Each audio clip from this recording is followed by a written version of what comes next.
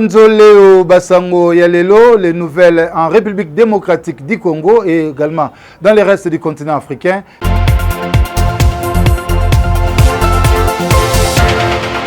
La SENCO suspend ses activités au sein de la plateforme des confessions religieuses. Après les cessez, les évêques catholiques se sont rendus compte de la grande divergence des doctrines et particulièrement de la perception des valeurs éthiques avec les 6 autres confessions religieuses pro-Kadima.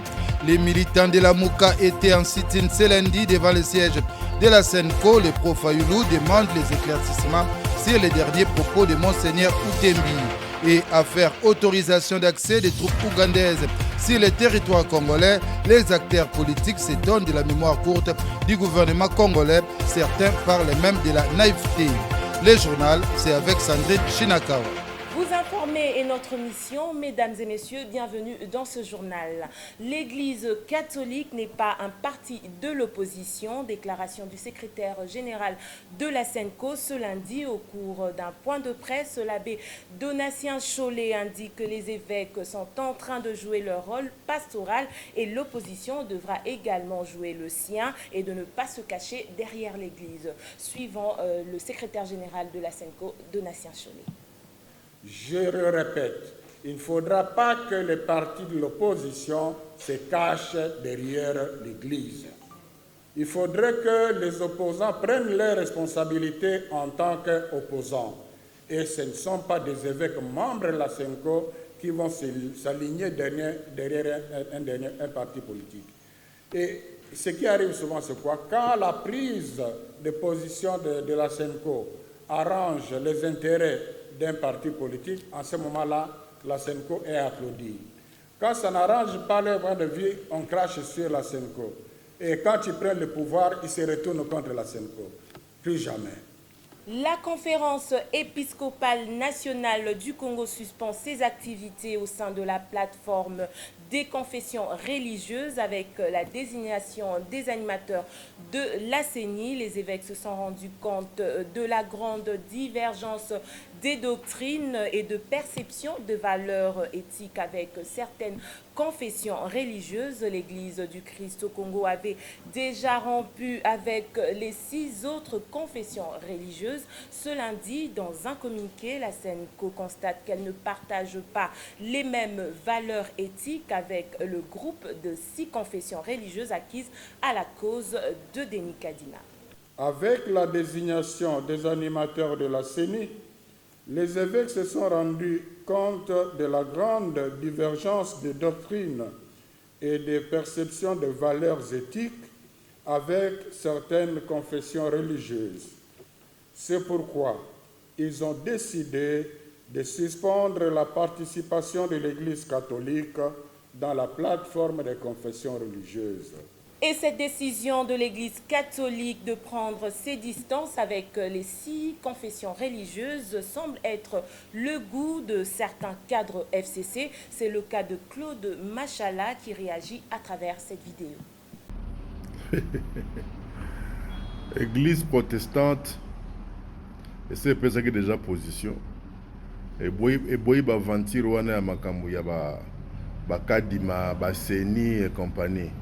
Que jamais bango na likopana bomonaka bango. Jamais bako collaboraka na bureau wana fantoche oya CENI. Mais voilà siko que bayi catholique bayi SENCO ba catholique balobi ba boy makambo lycée bosangani. Ba boy baba na kosangana kana ba du n'importe quoi là. Et puis ça va moi gaz, moi lolendo, moi pondération moko boy. Donc, la bande à Dodo Kamba na ba master na ye prochainement pour continuer malamu aventure na bango et aux amabete Dodo Kamba lukata mort asangisi ba mort ba vient na biso edingwe donc pour continuer ba aventure na Kadima. Donc plus jamais pour monaka les sous ono SENCO ba protestant ba sangana ba aventure wana oh no ba no sora makambo ya CENI lisusu. Donc ce que Dodo Kamba linga continuer problème ezate aluka vient na biso edingwe aluka vient na biso mort ba continuer ba aventure na bango. catholique balembi lycée Bosangani, bendani. Bravo à vous. Seni politisé to boy. Kadi m'a changé cop. Albert Moleka sa lobby. Mututu alandi Albert Moleka. Donc na limité aux arandés moi na palais. Donc to boy aventure. 2023 plan il faut ezala, élection il faut ezala. Au biso pendant janvier 2024. Tozo zela na motema moko. To bete la deuxième sénateur à vie, grand maboko, alternance salama lisusu, tous les cas vers l'émergence. Donc, lycée Bosangani, show lena baya na eba boy, donc Dodo Kamba, yona ba master na yo, et aux amalamu, boluka suko ba vient na biso ba mort ba dingwe bokutana. Pour continuer Copouane. Merci. Et réagissant à l'interpellation de la Senco sur le rôle que devra jouer l'opposition, le PPRD Likinda salue la position des évêques sur les actions des laïcs. Il appartient aux partis politiques de se prendre en charge sur leurs différentes revendications. Fidèle Likinda. C'est l'abbé Chollet qui était trop clair dans son point de presse. J'ai noté la parole de la situation de la sécurité à l'Est, il a parlé du processus électoral et il a parlé aussi de l'enseignement.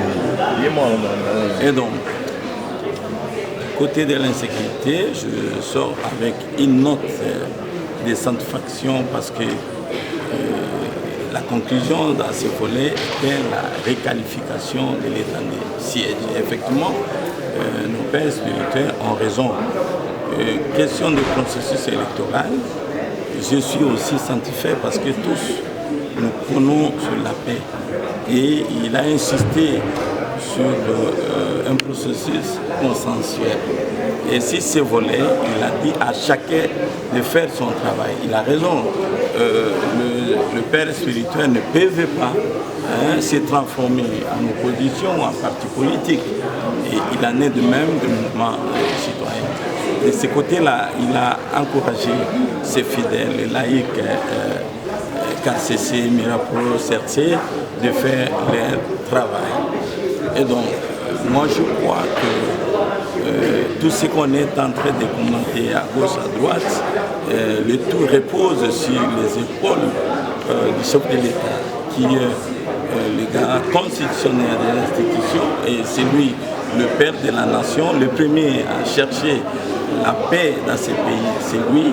Et M. l'abbé Solé nous a signifié qu'ils ont déposé un mémo. Il n'a pas révélé clairement le contenu du mémo et nous attendons la réaction du président de la République. Qu'attention. À moi, je suis venu ici comme un chrétien et non comme député national ou membre des partis politiques, mais je sors avec une note de satisfaction. Et entre-temps, les militants de l'AMUCA étaient ce lundi en sit-in devant le siège de la Senco. Ils demandent des éclaircissements sur le propos de Monseigneur Outembi, président de la Senco, récemment reçu par le chef de l'État. Suivez. Bon, comme vous le remarquez, le peuple congolais, à travers sa jeunesse, toutes tendances confondues, vous avez remarqué qu'il n'y a pas le drapeau d'un parti politique. Ce sont les jeunes, les mouvements citoyens qui sont aux avant-postes. Ils sont venus ici à la Senco pour qu'ils reçoivent l'éclaircissement par rapport aux propos tenus par le respectable Monseigneur Outembi, président de la Senco, après leur rencontre avec M. Félix Tshisekedi. M. Outembi a déclaré comme quoi il y a une étape qui est déjà franchie. Voilà pourquoi le peuple congolais, à travers sa jeunesse, voulait que sa lanterne soit éclairée. Heureusement que M. l'abbé Chollet est venu, il a été clair, il a dit que l'église est au milieu du village. Mais l'église reconnaît que le processus qui a amené jusqu'à la désignation de M. Kadima à la tête n'était pas consensuel. L'église propose des réformes électorales de manière consensuelle. Cela veut dire toutes les parties prenantes doivent se mettre autour d'une table pour dégager un consensus national, y compris l'opposition, les gens du pouvoir, y compris la résistance, la Mouka et tout le monde. Tant que ce consensus ne sera pas obtenu, les laïcs sont libres, les laïcs tant protestants que catholiques. Ils sont libres et les laïcs vont continuer, vont intensifier la pression jusqu'à ce que Kadima dégage. Félix Tshisekedi est le principal acteur de la crise en RDC. C'est ce que pense le président de l'Union des Républicains. Selon Norbert Louyeye, on ne peut pas compter sur l'Église catholique qui s'est déjà illustrée dans le passé par des rétropédalages. La seule solution aujourd'hui est le dialogue selon l'accord cadre d'Addis Abeba. Félix Tshilombo a bien voulu responsabiliser la CENI au cas où les élections ne seraient pas organisées dans les délais constitutionnels, tout en oubliant qu'avant l'entrée en fonction du bureau de la CENI, il doit être investi par une ordonnance présidentielle. C'est à cause de cette ordonnance signée dans l'illégalité et la violation de la Constitution et ses lois pour responsabiliser la CENI que Félix Tshilombo est tombé dans son propre piège et montre si bien que c'est lui l'auteur principal de ce conflit.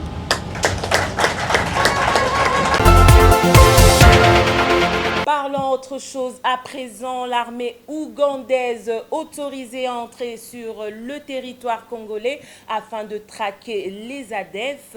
Les déclarations de désolation viennent de partout. Acteurs pro et anti-régime Tshisekedi, une forte majorité regrette la naïveté de la RDC en ouvrant ses frontières aux armées étrangères dont l'histoire récente révèle déjà une face négative. Christian Gwanzo. Parmi les premiers à dire non à Félix-Antoine Tshisekedi, nous citons l'homme des pères et des mères congolais, Noël Tiani.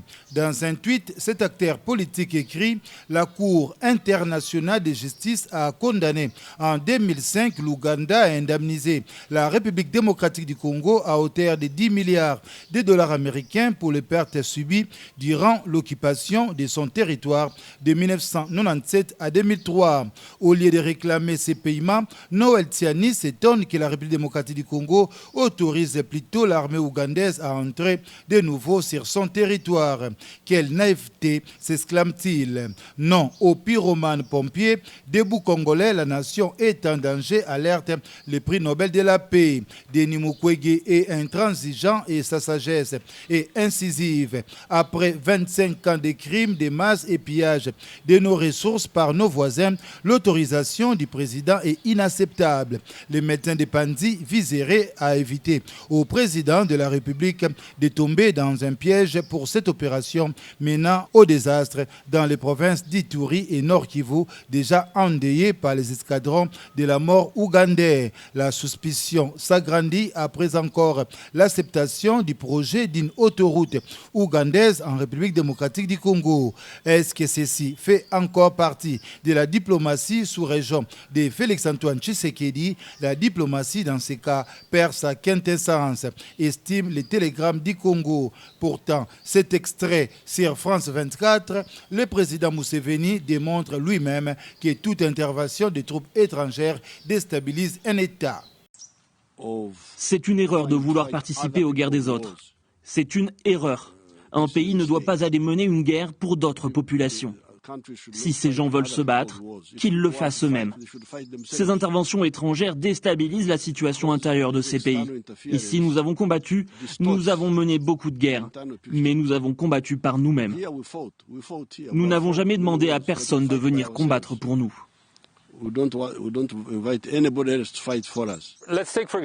Prenons l'exemple de la Somalie, c'est qu'aucune force armée nationale n'a vraiment émergé. C'est leur responsabilité. S'ils avaient créé une force armée efficace, la situation aurait été résolue depuis longtemps.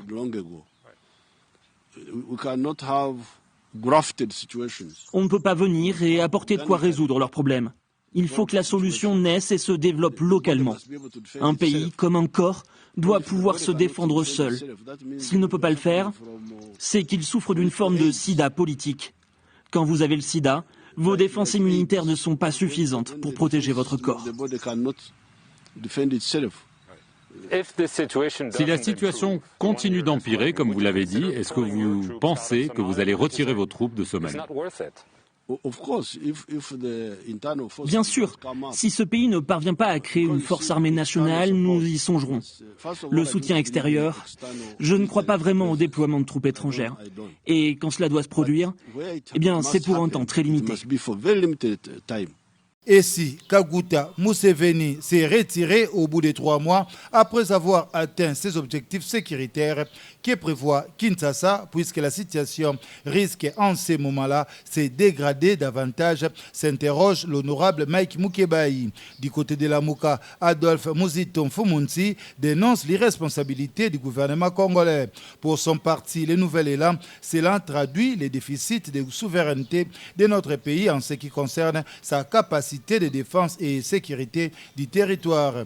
Adolphe Muzito Mfumunzi rappelle que la bataille de 6 jours à Kisangani entre le Rwanda et l'Ouganda en 2000 a laissé jusqu'à présent des traces indélébiles, et du côté des défenseurs du régime Tshisekedi, sans surprise, les fanatiques s'en prennent à tous ceux qui ne soutiennent pas cette voie du chef. Ces bergers politiques se sont même pris sur des grands plateaux pour s'attaquer au réparateur des femmes de Panzi, lui qui connaît mieux les conséquences de la présence des forces étrangères à l'Est. C'est un dossier signé Christian Gwanzo, et dans le même dossier, Félix Tshisekedi aurait-il cédé simplement à la demande de certains notables du Nord Kivu pour autoriser l'accès des troupes ougandaises afin de traquer les ADF? L'actuel ministre de l'ESU, Mohindo Nzangi, avait déjà il y a 2 ans, dans une lettre adressée au chef de l'État, proposé d'envisager une opération conjointe avec l'Ouganda dans le Rwenzori. C'était la seule option pour arrêter les massacres. Dans cette correspondance datée du 8 août 2019, l'honorable Mohindo Nzangi suggérait à Félix Tshisekedi sans tarder d'envisager le lancement de cette opération conjointe d'envergure pour éloigner dans le premier temps l'ennemi et ensuite former et équiper nos forces armées pour le ratissage. Et notez que la société civile, force vive de la RDC, s'oppose farouchement à cette décision de l'exécutif national. D'après l'activiste du Nord Kivu, Thomas Dakin Mouiti, les intentions de l'armée ougandaise sont loin de combattre les rebelles ADF sur le territoire congolais. Ce que nous ne devons pas ignorer, nous, Congolais, c'est ce que toutes les incursions qui ont eu lieu, toutes les rébellions qui se sont succédées de ce côté ont été appuyées par l'armée rwandaise et ougandaise. Ça sera aberrant de croire que le sorcier d'hier peut être le médecin d'aujourd'hui, a déclaré Thomas Dakin Mouiti. Parlons culture dans ce journal. Il y a des massacres toutes les semaines dans l'Ituri ou au Nord Kivu. Cette tragédie des 30 dernières années de l'histoire congolaise a été présentée le week-end dernier à la salle de spectacle du Palais du Peuple à travers la projection du film L'Empire du silence du cinéaste Thierry Michel. Ce dernier retrace la tragédie des génocides avec ces millions de victimes en RDC. Thierry Michel, je rappelle, avait déjà sous la Deuxième République réalisé le film Mobutu, roi du Zaïre, un film déclaré persona non grata sur les écrans congolais qui a valu à son réalisateur incarcération et expulsion. Danielo Aselo Wankoy était ce week-end dernier à Matadi, chef-lieu du Congo central. Le vice-premier ministre en charge de l'Intérieur doit aller comprendre ce qui s'était réellement passé à la prison centrale de Matadi la nuit du 23 au 24 novembre dernier, où plus d'une centaine de détenus se sont évadés. Complicité entre assaillants et détenus ou passivité de services de sécurité, repense dans ce reportage de la cellule de communication de la vice-primature.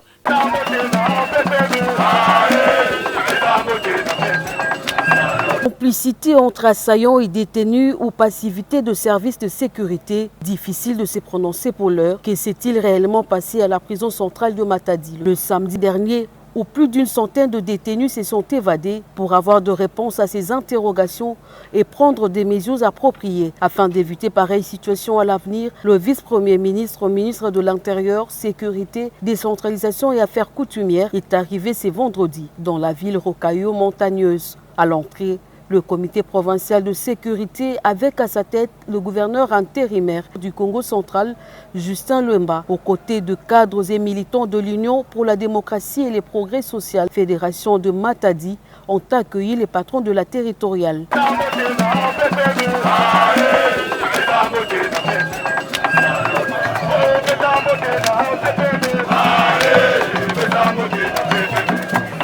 L'agenda de Daniel Asseloki Towakoy prévoit plusieurs activités, notamment une visite à la prison centrale de Matadi, de réunions avec l'exécutif provincial, les autorités militaires et policières de la province, mais aussi le responsable de la prison de Matadi et autres. Pour rappel, les faits se sont déroulés aux alentours de 17 h. Une opération spectaculaire au cours de laquelle 2 hommes armés se sont présentés à l'entrée principale de la prison, ont neutralisé les gardiens et ouvert les cellules permettant à un grand nombre de prisonniers de s'enfuir. Affaire à suivre.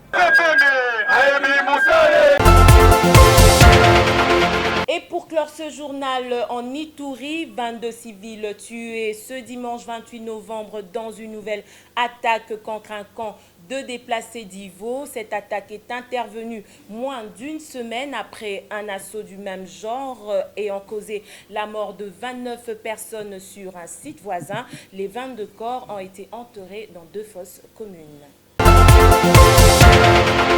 Voilà, très chers téléspectateurs, nous voici donc arrivés à la fin de ce journal. Merci à Christian Wanzo qui l'a coordonné l'information.